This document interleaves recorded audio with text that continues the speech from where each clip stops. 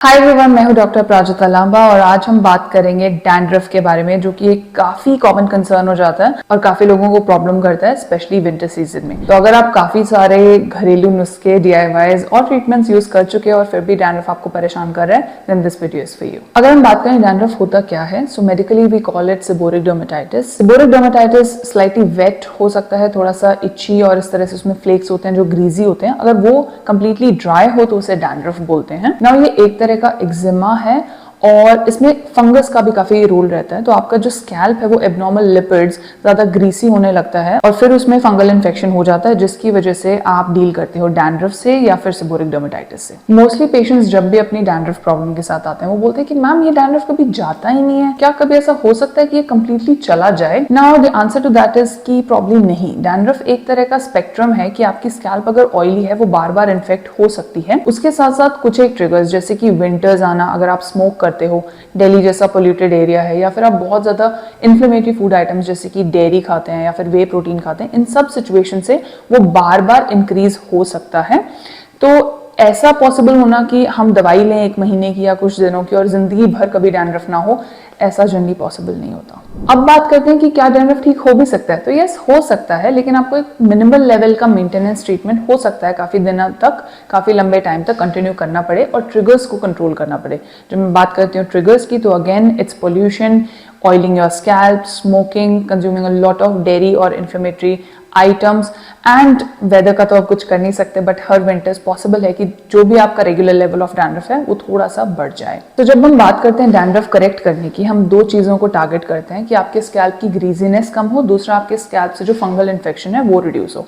Anti fungals में आपने बहुत कॉमनली वर्ड सुना होगा कीटोकोनाजोल। सो 2% कीटोकोनाजोल बेस्ड जितने भी शैम्पूज मार्केट्स में, फार्मेसी में अवेलेबल हैं, ऑलमोस्ट सभी इक्वली इफेक्टिव रहते हैं। मेरे पर्सनल प्रेफर्ड जो प्रोडक्ट्स हैं उनमें सैलिसिलिक एसिड साथ में रहता है, क्योंकि जो सेकंड कंपोनेंट है ग्रीजीनेस का, सैलिसिलिक एसिड उसे भी कॉम्बैट करता है। सो अ salicylic acid containing shampoo which has 2% ketoconazole is personally my favorite.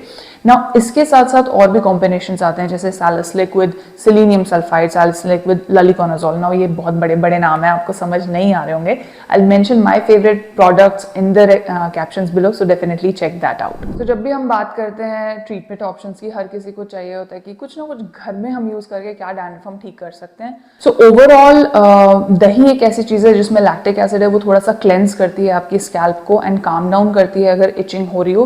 तो curd is a decent option that you can use if you have chronic dandruff, और अगर आपको ट्रीटमेंट्स, मेडिकल ट्रीटमेंट्स पे नहीं जाना है। अदर देन दैट मैंने कुछ लोगों को देखा है मुल्तानी मिट्टी सर पे लगाते हुए। नाउ टेक्निकली मुल्तानी मिट्टी से ग्रीजीनेस कम होती है, बट आई डोंट नो ये कितना प्रैक्टिकल है ये option, so I would not suggest that.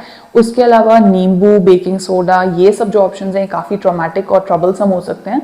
आप इनसे परमानेंट स्कारिंग और एलर्जिक कॉन्टैक्ट डर्मेटाइटिस से डील कर सकते हैं, सो डोंट ट्राई दैट। अब एंटी डैंड्रफ शैम्पू को यूज़ करने का भी एक तरीका होता है। आप उसे डायरेक्टली लगाएंगे और क्विकली विद इन 1-2 मिनट्स अगर वॉश कर देंगे, so it will not be very effective, क्योंकि एक दवाई है, दवाई को थोड़ी देर कॉन्टैक्ट पीरियड चाहिए काम करने के लिए। My way of using an anti dandruff shampoo which I find most effective is कि पहले आप रेगुलर शैम्पू से अपने बाल धो लें, उसके बाद सिर्फ जड़ों में, यहाँ पे लगाने की ज़रूरत नहीं है, सिर्फ जड़ों में एंटी डैंड्रफ शैम्पू को लगा कर रखें 5 से 10 मिनट तक, एंड उसके बाद वॉश करें। After that, because anti dandruff shampoo generally थोड़े से ड्राइंग होते हैं, आप कंडीशन कर सकते हैं, but avoid conditioning your scalp. Dandruff एक ऐसी चीज़ है जो बहुत छोटे बच्चों से लेकर बहुत ओल्ड लोगों में भी होती है, और ऑलमोस्ट सबका ट्रीटमेंट सेम ही रहता है, क्योंकि इटियोलॉजी सेम ही है। छोटे बच्चों में एक क्रेडल कैप बोलते हैं, क्योंकि वो जनरली टोपी पहनकर रखते हैं बच्चे, तो उनके वहाँ पर ह्यूमिडिटी बनी रहती है एंड ये फंगस बहुत इजीली ग्रो कर जाती है। सो अगर आपका बेबी भी डील कर रहा है, सो डेफिनेटली सी अ डर्मेटोलॉजिस्ट और अ पीडियाट्रिशियन, इट्स कम्प्लीटली क्योरेबल।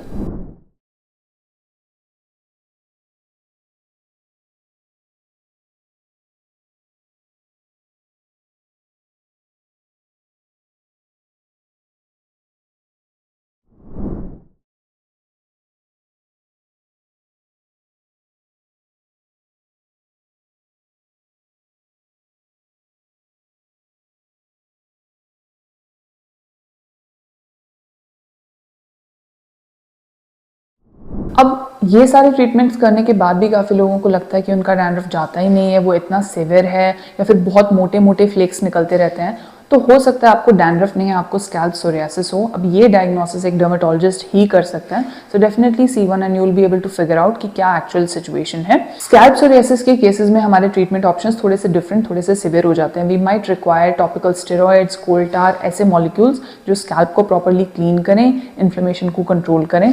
सिर्फ एंटी फंगल्स यूज करने से सोरियाटिक कंडीशंस नहीं ठीक होंगी। सो कुछ एक क्लिनिकल ट्रीटमेंट्स भी होते हैं जैसे कि कैरावेव या फिर स्कैल्प फेशियल्स, जिसमें एक केमिकल पील यूज की जाती है आपके स्कैल्प को क्लीन करने के लिए, उसके इन्फ्लेमेशन को कंट्रोल करने के लिए।